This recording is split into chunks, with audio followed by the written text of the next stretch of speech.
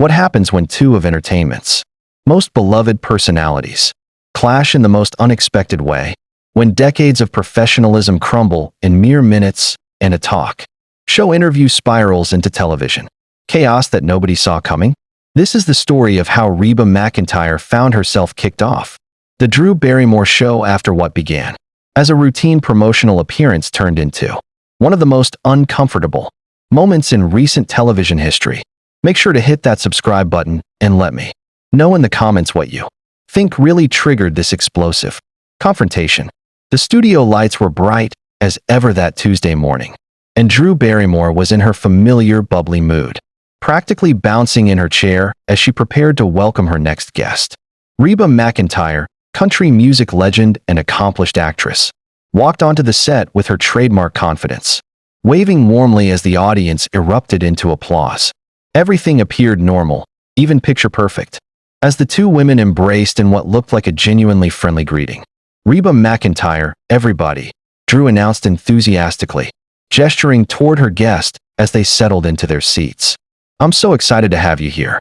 You look absolutely stunning. Well, thank you, Drew. It's great to be here, Reba replied with a polite smile, though there was a subtle reserve in her tone that only the most observant viewers might have noticed. Drew leaned forward, eyes sparkling. She couldn't contain her excitement. She asked what it felt like to be such an icon, to conquer country music, Broadway, television, and film. Reba shifted slightly in her chair, answering carefully that she had been blessed with opportunities and had simply worked hard to make the most of them. But Drew pressed on, praising Reba for reinventing herself again and again, describing her career as a series of transformations that kept her relevant across decades. Reba's smile tightened. She gently corrected Drew, explaining that she didn't see her journey as reinvention, but as staying true to who she was while remaining open to new opportunities. Still, Drew kept circling back to the same idea. How had Reba stayed current? What was her secret? Reba's posture stiffened as she emphasized that she wasn't chasing relevance or trends, only doing what she loved. Drew nodded, but continued suggesting strategy, adaptation, and calculated choices. The applause faded. An uneasy quiet settled over the studio. Reba's jaw tightened as she realized the conversation was drifting somewhere she didn't like. What had started as enthusiastic praise was beginning to sound like something else entirely, and the tension was only just beginning to surface. As Drew continued speaking, she praised Reba for navigating changing industries and audiences, casually adding that many of her contemporaries hadn't managed to do the same. That was the moment the energy in the room shifted completely. Reba's expression hardened, and she stopped smiling altogether. Drew, I need to stop you right there, Reba said calmly, though her voice had noticeably cooled. Are you suggesting that I've outlasted my peers through calculation rather than talent and hard work? Drew's eyes widened. She immediately tried to backtrack, insisting that she meant no disrespect and was simply highlighting Reba's success. But Reba wasn't letting it slide. When Drew mentioned others who hadn't stayed in the spotlight, Reba repeated the words slowly, clearly offended by the implication. My friends, my colleagues, people I've respected for decades? Reba asked pointedly. The studio fell silent except for the hum of the cameras. Even the crew seemed tense, exchanging worried glances behind the scenes. Drew struggled to regain control, attempting to inject warmth back into her voice, insisting there had been a misunderstanding. But Reba wasn't convinced.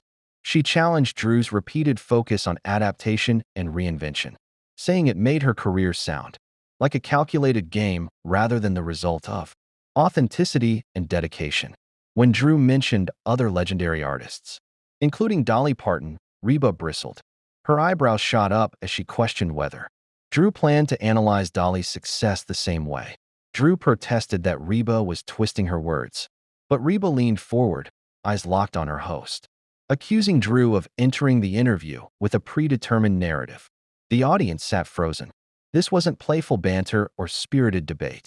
This was a confrontation unfolding live on daytime television. Drew's signature warmth began to crack, replaced by defensiveness as she insisted she was trying to celebrate Reba's success. And celebrating me shouldn't require diminishing others, Reba shot back. She explained that framing longevity as something unusual or strategic implied that others had failed, which she found insulting and untrue. Drew denied saying anyone had faded, but Reba firmly pointed out the repeated implications. As Drew pushed again, calling Reba's staying power remarkable, Reba shook her head, comparing herself to a product being praised for avoiding an expiration date. With every exchange, the tension escalated. The cameras kept rolling, capturing a moment no producer could have scripted and no audience member could look away from. Drew tried to insist she was offering a compliment, but her voice lacked its earlier confidence. Reba challenged her directly, asking how she was supposed to interpret comments about relevance and adaptability when framed against the supposed fading of others. Drew's face flushed as frustration crept in, and when she finally snapped that Reba was being overly sensitive, the studio audibly gasped. Reba's expression shifted instantly from controlled irritation to outright fury. Her voice dropped dangerously low as she repeated Drew's words, making sure everyone heard them clearly. Being called overly sensitive for defending her friends and colleagues was a line Reba would not tolerate. Drew immediately tried to walk it back, but the damage was done. Reba stood up, radiating controlled anger, questioning whether Drew expected her to sit quietly while decades of artistic achievement were reduced to survival tactics and trend chasing. The silence in the room was suffocating. Drew remained seated, looking up at Reba with a mixture of defiance and disbelief, insisting again that she hadn't meant any of it that way. Reba countered that implications mattered just as much as words. As Drew finally stood, her own temper flared. She reminded Reba that this was her show and that she had invited her for a conversation about her career. Reba fired back without hesitation, stating that Drew had spent the entire interview framing her success as something separate from and superior to her peers. The exchange grew sharper, faster, more emotional. Drew accused Reba of turning a conversation into a personal attack, while Reba accused Drew of shallow thinking and ranking artists based on commercial relevance. When Drew argued that was simply business, Reba called it exactly what it was, reducing art to a popularity contest. Drew's desperation became clear as she insisted she was just trying to run a television show and have interesting conversations. Reba responded that there was a difference between interesting and insulting, and that what Drew was doing felt more like gossip disguised as insight. Finally, Drew's professionalism snapped. She declared the interview over. Reba calmly agreed, but pointed out that a host couldn't end an interview simply because a guest refused to play along with a narrative. Drew repeated that it was her show and she could do what she wanted. That was the moment everything truly unraveled. Drew, visibly shaken and overwhelmed, told Reba that if she didn't like the questions or the show, she was free to leave. The audience gasped, sensing they were witnessing something unprecedented. Reba stared at Drew for a long moment, then asked calmly if she was being asked to leave. Drew tried to soften her words, framing it as a matter of comfort with her interview style. But Reba wasn't buying it. She stepped closer, lowering her voice while reminding Drew that she had been doing interviews longer than Drew had been alive. She explained that tough questions didn't have to come with insults or loaded assumptions. What Drew had done, Reba said, wasn't professional journalism. It was amateur hour dressed up as insight. Drew stood frozen, clearly stunned by the rebuke. Reba continued, refusing to validate a shallow narrative that framed her success as exceptional at the expense of others. Then Drew said it. 2 words that would echo across social media within hours. Get out. The studio erupted in shocked murmurs. Reba didn't move at first. She simply looked at Drew with disappointment etched across her face. When Drew repeated herself, her voice trembling, Reba nodded slowly, acknowledging what had just happened. There it is, Reba said quietly. The real Drew Barrymore.